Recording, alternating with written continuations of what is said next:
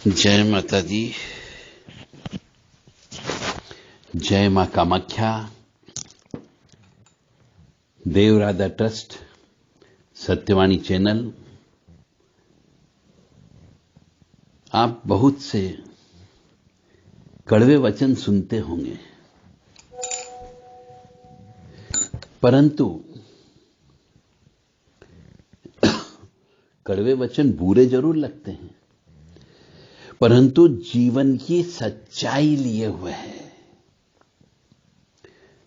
इसलिए हमारे जो ये चैनल चलता है, इस चैनल पे बहुत कम व्यक्ति सुनते कम हैं, क्योंकि उनकी जब सुनते हैं तो उनकी रूह कांप जाती है, घबराहट होने लगती है, उन्हें बेचैनी होने लगती है। तो हमारे इस चैनल को फिर सुनते ही नहीं, वो देखते भी नहीं है। कोई बात नहीं, अच्छी बात है। हमारा धर्म हम निभाते हुए चल रहे हैं। मां भगवती सबको सद्बुद्धि प्रदान करे। त्रिम त्रिम त्रिम होम होम स्त्रीम स्त्रीम कामाख्याय प्रसीद प्रसीद त्रिम त्रिम त्रिम home home stream stream छोम Om Om वश ठ ठ क्लीम क्लीम क्लीम कामाख्याय क्लीम क्लीम क्लीम।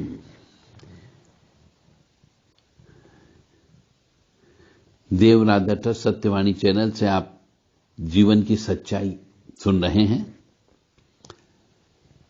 क्या आप जानते हैं कि आपके अंतिम संस्कार के बाद नॉर्मली होता क्या है?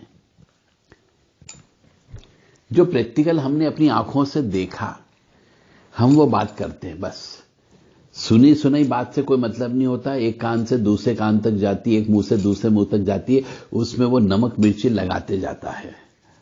और जो वास्तविक कहानी होती है वो तो एक तरफ रह जाती, दूसरी नई कहानी बनना चालू हो जाती है। तो जो हमने अपनी आंखों से देखा वो प्रस्तुत कर रहे हैं कि आप जानते हैं कि आपके अंतिम संस्कार के बाद क्या क्या होता है। वो घटना हम आपके सामने रख रहे हैं। जब आप मर जाते हो तो कुछ ही घंटों में रोने की आवाज पूरी तरह बंद हो जाती है। शब्दों का इस्तेमाल देखिएगा आप, क्योंकि जब हम मरते हैं तब रोने की आवाज आती है, पर कुछ ही घंटे का मतलब 2-4 घंटे में रोने की आवाज पूरी तरह बंद हो जाती, कोई नहीं रोता है। और रिश्तेदारों के लिए जो आते हैं उसमें उठाने के लिए, डेड बॉडी उठाने के लिए, उनके लिए होटलों से खाना मंगवाने में परिवार जुट जाता है, क्योंकि घर पे खाना नहीं बनता है। पोते लोग दौड़ते रहते हैं, खेलते रहते हैं, उन्हें कोई मतलब नहीं होता है कि दादाजी मर गए। और कुछ लोग जो अपने मेहमान बनकर के आते हैं, वो सोने के पहले चाय की दुकान पर टहलने जाते हैं, क्योंकि उन्हें चाय की आदत है।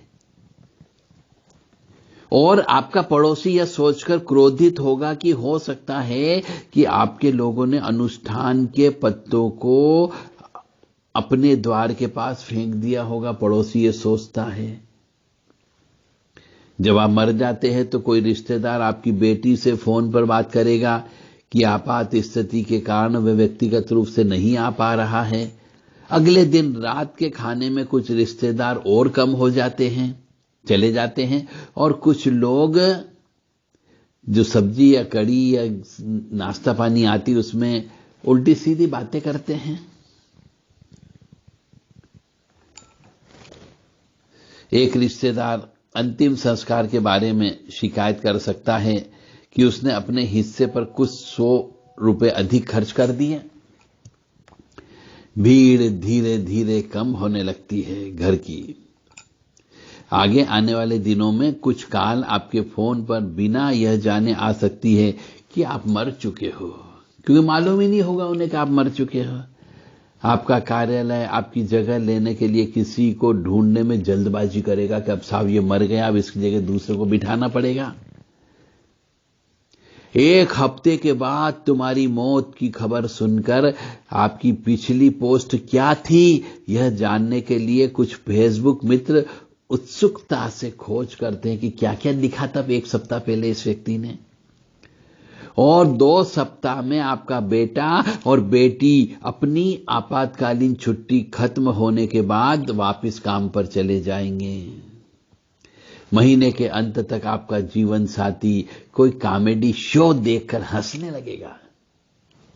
बिल्कुल सच्ची बात है, ज्यादा नहीं, बस 1 महीने के अंदर अंदर जो है औरत सिनेमा हॉल में और समुद्र तट पर घूमने चली जाती है।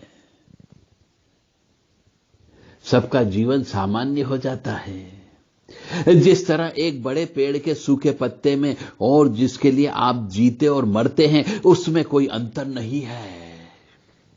अरे पूरी जिंदगी आपने परिवार वालों के लिए निकाल दी, अपने बच्चों के लिए निकाल दी, बीबी के लिए निकाल दी, किसी और के लिए आप जिए, परंतु क्या हुआ? सिर्फ 1 महीने का शौक। यह सब इतनी आसानी से, इतनी तेजी से, बिना किसी हलचल के हो जाता है।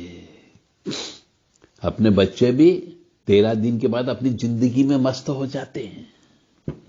बारिश शुरू हो गई है, चुनाव आ रहा है, बसों पर भीड़ हमेशा की तरह हो जाती है, एक अभिनेत्री की शादी हो रही है, त्योहार आ रहा है, विश्व कप क्रिकेट योजना की चल रही है, फूल खिले हुए हैं और आपके पालतू जानवरों ने जन्म दे दिया है अगले पिल्लों के लिए।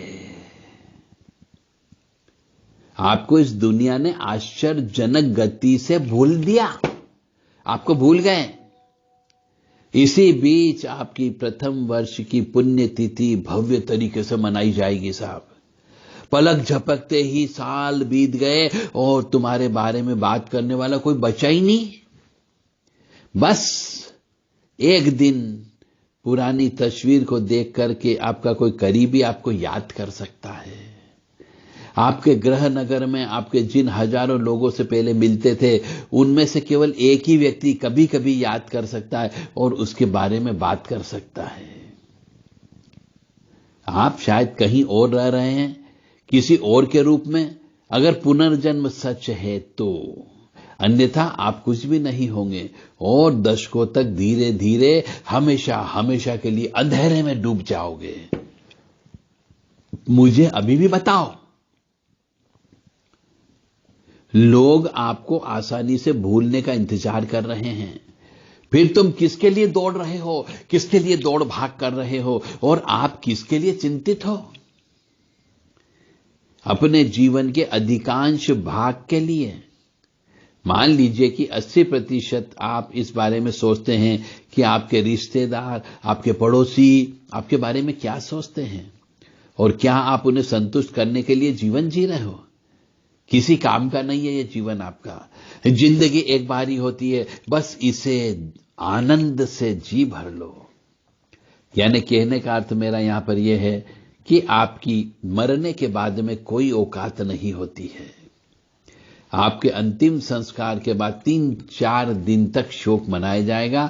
उसके बाद सब व्यक्ति अपनी जिंदगी में धीरे धीरे मस्त हो जाते हैं और 1-2 साल बाद तो आपको हमेशा हमेशा के लिए भूल ही जाते हैं। सबकी जिंदगी वापस अपनी जैसी हो तो अपनी जिंदगी के लिए जियो, अपनी इस आत्मा की उन्नति के लिए जियो, दूसरों के लिए मत जियो। अपने बीवी बच्चों के लिए मत करो पाप कर्म। वो पाप कर्म ही आपके साथ न जाने कितने जन्मों तक साथ जाएगा और न जाने कितने कष्ट भोगना पड़ेंगे। इसलिए अपनी जिंदगी में पुण्य कर्म करो, ऐसा पुण्य कर्म जो हमेशा हमेशा के लिए आपके साथ रहता है, जिसको हम अक्षय पुण्य बोलते हैं। अरे गरीबों को खाना खिला दो, भूखे व्यक्ति को भोजन करा दो, किसी प्यासे को पानी पिला दो, किसी के तन पे कपड़ा नहीं है तो उसको कपड़ा दे दो। बस ये अक्षय पुण्य होता है। जय माता दी, जय मां कामाख्या। अब शायद आपको समझ में आ गया होगा कि आप चाहे लाखों करोड़ों कमा लो, करोड़ों कमा लो, अरबों कमा लो, आपको थोड़े दिन बाद कोई भी याद करने वाला नहीं मिलेगा। जय माता दी।